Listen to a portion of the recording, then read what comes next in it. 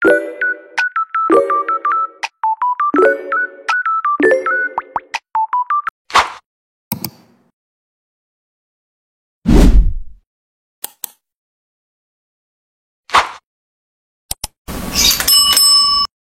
1.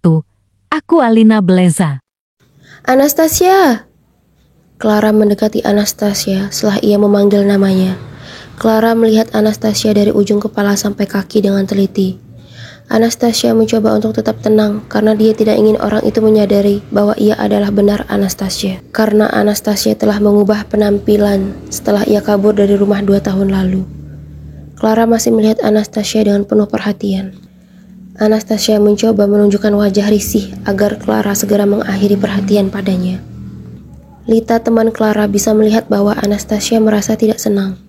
Lita mencoba menarik Clara lalu berkata, "Clara, dia bukan Anastasia. Sudahlah, wajahnya saja berbeda." Clara menepis tangan Lita kemudian kembali melihat wajah Anastasia. Anastasia menatap Clara dengan wajah sinis. "Kamu Anastasia kan?" Dengan tegas Anastasia menyangkal. "Aku bukan orang yang kamu sebutkan itu. Namaku adalah Alina Beleza." Clara tercengang karena dugaannya salah. Dan Lita yang memang sejak tadi sudah merasa tidak enak langsung menarik tangan Clara dan menjauh seraya meminta maaf. Setelah melihat mereka berdua menjauh, Anastasia merasa sangat lega. Ia tidak menyangka akan bertemu dengan orang yang telah membuat dia sangat menderita. Lalu wanita cantik itu menatap ke arah mereka dengan tatapan tajam dan juga marah. "Aku dulu pernah jadi gila karena kamu, Clara, dan aku tidak ingin hal itu terjadi lagi. Aku bukan Anastasia, sekarang aku Alina Beleza." Anastasia adalah seorang wanita yang kini berusia 24 tahun. Sebelum dia kabur dari rumah, dia tinggal bersama ayahnya, ibu tirinya, dan juga ketiga adiknya.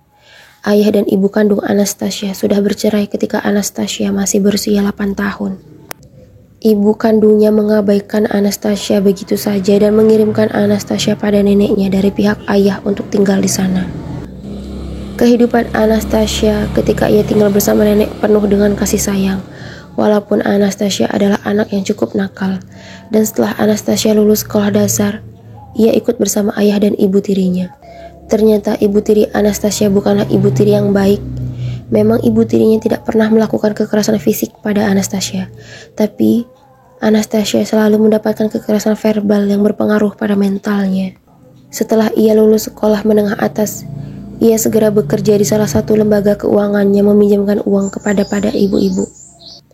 Selama bekerja di sana, ia merasa sangat bahagia karena jauh dari ibu tirinya yang merusak mentalnya. Lalu beberapa saat kemudian, Anastasia harus mutasi ke kantor cabang lain setelah ia naik jabatan. Dan di sanalah ia bertemu dengan Clara. Ia berteman baik dengan Clara walaupun Anastasia adalah atasan Clara. Akan tetapi ternyata Clara membawa dampak buruk baginya. Clara memiliki kelainan seksual, yaitu suka dengan sesama jenis. Clara juga memiliki teman goib yang kadang membuat Clara kerasukan. Dan entah bagaimana, Anastasia yang normal tiba-tiba terbujuk rayu oleh Clara. Akhirnya mereka berdua menjalin hubungan yang seharusnya tidak pernah terjadi pada Anastasia. Selama hubungan itu terjalin, Anastasia menjadi sangat terobsesi pada Clara. Anastasia banyak menghabiskan uang untuknya, dan Anastasia juga semakin jauh pada Tuhannya. Dan akhirnya, suatu ketika Anastasia mendapatkan musibah kecelakaan yang mengakibatkan kakinya patah. Dan kini dia tidak bisa lagi berjalan dengan normal. Kakinya pun tidak bisa ditekuk seperti bagaimana mestinya. Dan Clara, ia tidak pernah membantu Anastasia sama sekali. Clara justru telah menjalin hubungan dengan wanita lain. Kehidupan Anastasia semakin hancur setelah itu karena ia kembali tinggal bersama ibu tirinya. Selama 3 tahun, ia hidup berdiam diri di rumah dengan semua rasa takut karena ibu tirinya. Sampai suatu ketika, ia yang memang hobi menghayal dan menonton drama berpikir untuk menjadi penulis. Anastasia dengan gigih menulis dan menawarkannya ke berbagai platform. Anastasia sering mengalami kegagalan dan penolakan, tapi ia tidak pernah menyerah dan akhirnya setelah beberapa bulan, ia pun berhasil. Novel yang ia buat banyak diminati oleh orang-orang. Secara diam-diam, Anastasia banyak mendapatkan penghasilan. Tapi walaupun begitu, di dalam rumah Anastasia masih mendapatkan kekerasan verbal dari ibu tirinya, yang membuatnya lepas kendali dan memutuskan untuk kabur. Dan setelah ia kabur, Anastasia segera mengganti namanya menjadi Alina Beleza. Alina! Ethan Ravanza menepuk pelan pundak Anastasia setelah ia memanggil namanya. Alina menoleh ke arah Ethan Ravanza yang telah menjadi editornya itu. Apa yang kamu lakukan di sini? Dan kamu melihat ke arah mana dengan tatapan marah itu? Wanita cantik itu tersenyum pada Ethan. Tidak apa-apa. Ayo kita makan sekarang. Walaupun sedikit heran, pria tampan itu mengabaikannya dan akhirnya mereka makan siang. Ethan memang seorang editor untuk Anastasia, tapi sebenarnya Ethan adalah owner dari perusahaan perhiasan yang terkenal di seluruh Indonesia. Ia menjadi editor hanya iseng karena ia hobi membaca sejak dulu. Ethan juga menjadi orang yang berpengaruh besar bagi Anastasia setelah ia kabur dari rumah. Hanya Ethanlah yang selalu berada di sampingnya. Ethan yang baik hati, lembut, dan sangat peduli pada Anastasia. Jika saja bukan Ethan yang menjadi editornya, entah bagaimana Anastasia bisa menjalani kehidupan barunya sendirian. Clara masih saja memikirkan Anastasia yang ia temui tadi. Clara masih memikirkan bahwa itu adalah Anastasia, tidak mungkin orang lain. Lita masih saja terus meyakinkan Clara bahwa itu bukan Anastasia. Clara, apa kamu lupa?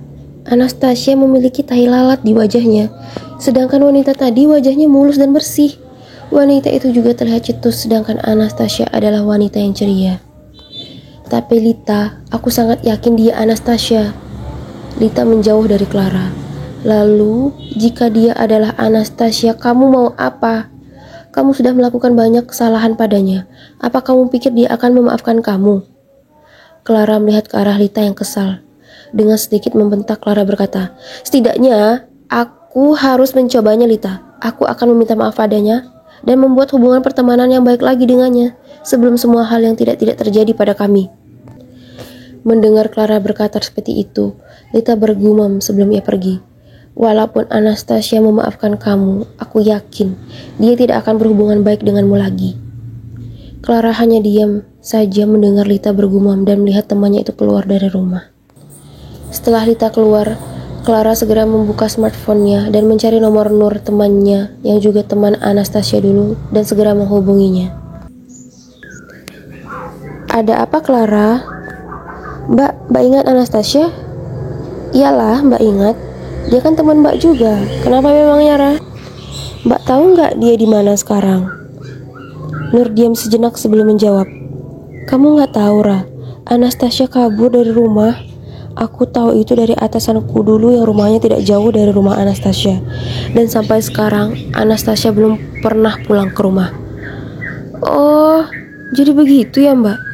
Kenapa memangnya, Ra? Atau jangan-jangan kamu ketemu sama dia? Enggak, Mbak. Cuma tiba-tiba teringat. Kalau begitu, udah dulu ya, Mbak. Clara mau lanjut beres-beres. Panggilan telepon terputus. Clara menatap smartphone-nya seraya memutar-mutarnya. Aku sekarang menjadi yakin bahwa dia adalah Anastasia. Batinnya bersambung.